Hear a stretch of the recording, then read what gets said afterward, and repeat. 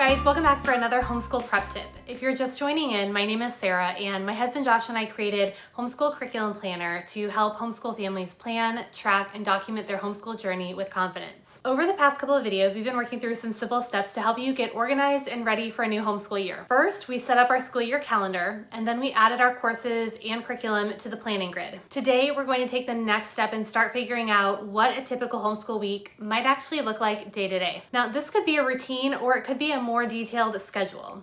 Some homeschool families thrive with specific time blocks and a structured schedule. Others prefer a more flexible routine that simply guides the flow of the day. Neither approach is right or wrong. The goal is simply to have a plan for how everything is going to fit together.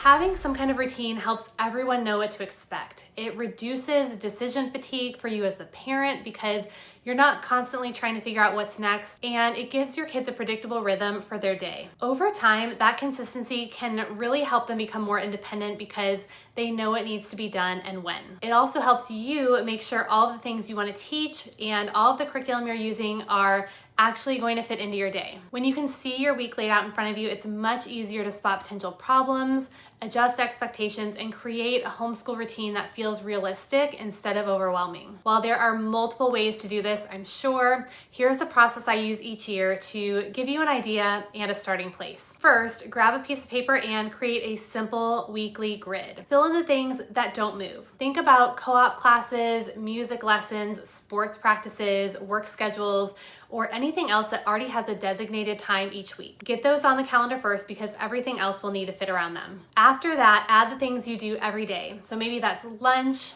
outside time, chores, family Bible time, read alouds, quiet time, or something else that's part of your normal homeschool rhythm. Personally, I always start with lunch because it's right in the middle of the day and then I build everything else around it. Once those pieces are in place, start adding your subjects. I usually work through one child at a time and use my curriculum as a guide. If science is designed to be completed 3 days a week, decide which 3 days you'll do science.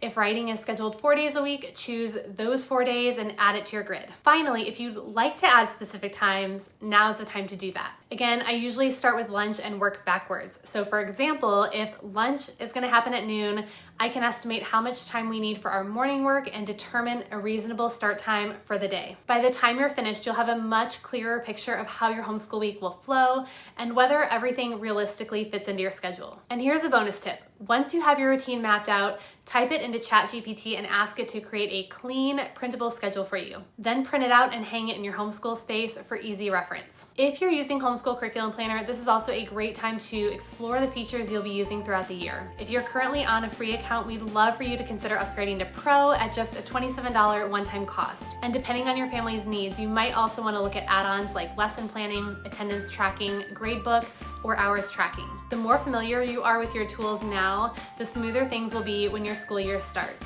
If this tip was helpful, be sure to subscribe so you don't miss the rest of this Homeschool Prep series. Make sure to check out tip number 4 once you've completed this one.